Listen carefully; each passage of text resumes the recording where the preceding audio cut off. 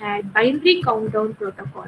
Here, what do you mean by binary countdown? See here, these are some stations. Suppose if it is indicated with 0 means it is in some dashes means some silent. Okay, when you have some 4 stations to send for 0 0. So when this two stations see this one, they give up chance to this. Similarly, there will be competition among these two. Suppose if this station sees this one, at that time it gives the chance to this station. So now station 1010 is ready to send its frame. So because of this, what is happening? At a time only one station is sending the frame. So there will be no chance for collisions. So this is called as collision-free protocols. Now after this, we have wireless LAN protocols. Just observe these wireless LAN protocols. So far, whatever we have discussed, that is completely a wired one. Now wireless in the sense we have some radio ranges. When you see the diagram shown here, for example, A, B, C, D are some nodes, are some stations. Suppose if A is transmitting with to B, that means A is within the range of B and B is within the range of C. That means the data what you are sending can be up to A to C. That is the radio range. Now here B is transmitting data. So B is transmitting means under this B who are in radio range A and C are in radio range. So that is the wireless LAN protocols what we have here. Now the same wireless LAN protocols have been explained like this. See here. Suppose if node A is sending to B. A is sending to B. At that time, before sending the frame, it first sends with RTS, that is request to send. Suppose if RTS is received to B, if it is free, then again B sends with CTS. CTS means clear to send. Clear to send. Okay, just RTS means request to send. CTS means clear to send. If CTS is sending from B to A means B is now idle, so the data whatever you will transmit from A will be received by B. When you observe the circles here, now A and B are within the range and C and E are within the range of A. But D is not within the range of A. Similarly, go for B's transmitter. Now B and A are within the range, but C is out of the range. E and D are within the range of B. Okay, so at that time, what will happen means the information what that means RTS is transmitted from A to B.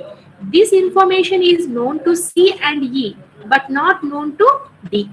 So at that time again we had a problem.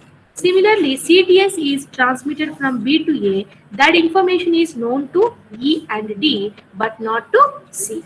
So like that, these wireless LAN protocols are also having some problems, but most probably with this RTS and CTS, they are able to send and receive the data.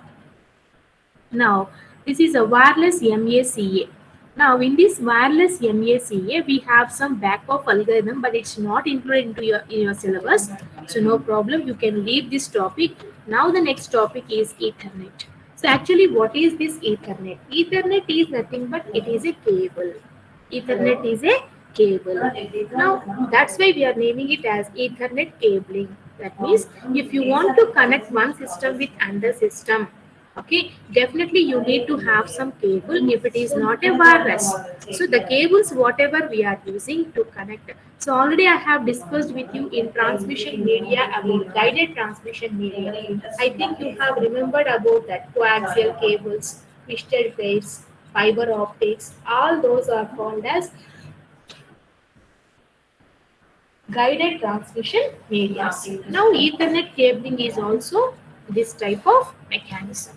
Now under this we'll discuss about all this. Now what is this Ethernet cabling? We have most common kinds of Ethernet cablings like, see here, 10 base Y, 10 base 2, 10 base T, 10 base F. 10 base 5 means thick coax, that is coaxial cable. Then 10 base 2 means thin quartz. 10 base T means twisted pair, 10 base F means fiber optics. Okay, these are some most kind of Ethernet cablings what we are using. Now under this Ethernet cabling, three kinds of Ethernet cablings are shown here. 10 base 5, that is thick quartz, this is thin quartz, and this is twisted pair. See how the connection have been given here. This is given with a thick coax, and this is with thin coax, and this is connected with a twisted pair. So these are the three kinds of Ethernet cablings, most probably what we are using. Now, when you are using this Ethernet cabling, how many types of topologies you can? Four types: linear, spine, tree, and segmented. See the diagrams shown here. What do you mean by linear? Means this is the way how you connect one node with another node. This is a linear one, and this B is a spine.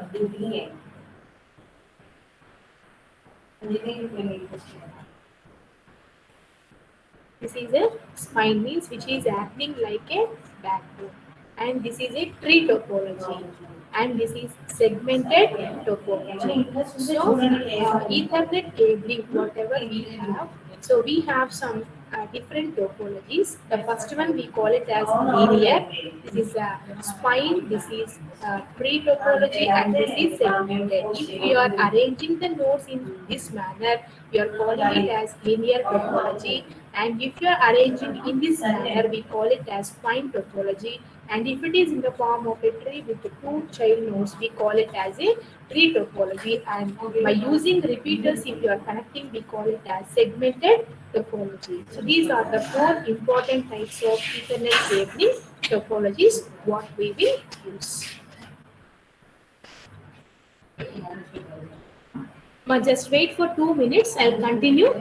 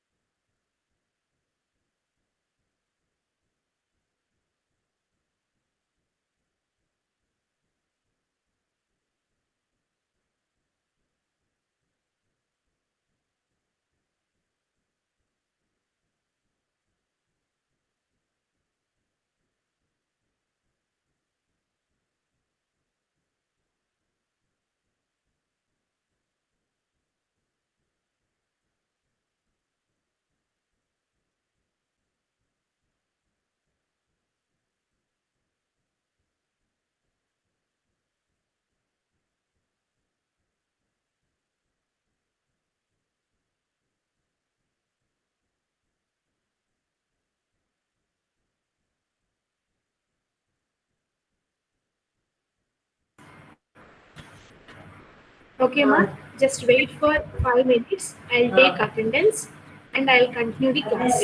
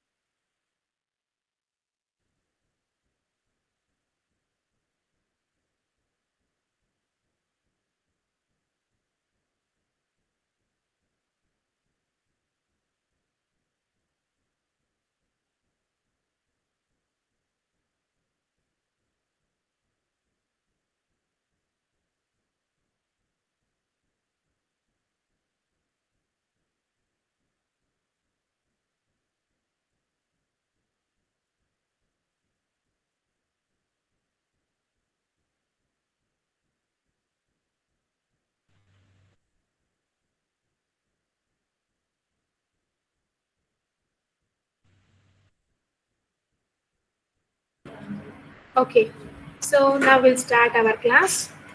That means we have some four types of topologies, and you can skip all these. We don't have in our syllabus about this. Now we have switched Ethernet. That means Ethernet cabling, whatever we have discussed. So in that, another type of Ethernet is a switched Ethernet. So what do you mean by switched Ethernet here? Nothing but Ethernet is nothing but a cable, right? Whatever you are connecting to a host, this is a cable, right? So this is just like a switch. It has four halves. That means each switch is divided into four parts, and it may contain some 4 to 6 connectors. See, this is called as connectors, and you can connect to the host computers. Like this one connector to a hub and remaining to the host. So because of this, what will happen means you can establish more number of connections with a single switch. Okay, so that's why the switched Ethernet is going to show you, it is going to provide you with this best facility that it can connect to many number of users. So this switched Ethernet is somewhat improved version over the normal Ethernet. Next.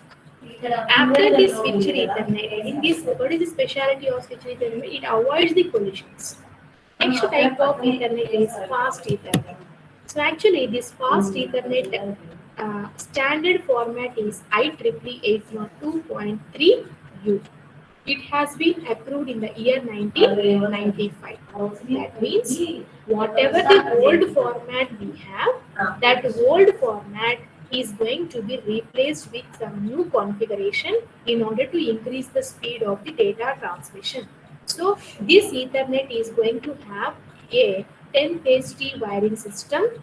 Okay, that is BNC connectors you are using here, and this is a fast Ethernet. Why we are saying it as fast Ethernet? Because you are having some improved version, latest version have been uploaded here. See here, 100 base T4 twisted pair, 100 base TX twisted pair, 100 base FX fiber optics. So these are some different types of Ethernet cablings what we have. So the IEEE standard format is 802.3U. Suppose if a question is asked, write about IEEE 802.3U. Don't get confused. It is nothing but fast Ethernet model. Okay. Sometimes they may ask you direct question like fast Ethernet. Sometimes they may ask you like 802.3U. Okay. So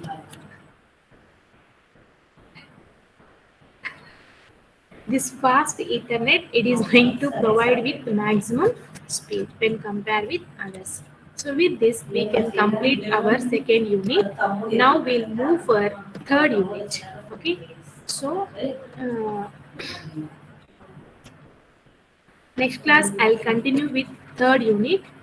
Actually tomorrow you have a class 1, but tomorrow class will be taken by DBMS Prasad Reddy sir. You have to connect to the old DBMS classroom itself. Okay. So tomorrow from 10 to 12, sir will take a class. Okay. Again, I'll continue in the next week. So with this, we'll close our second unit. Okay. Now you can leave the class.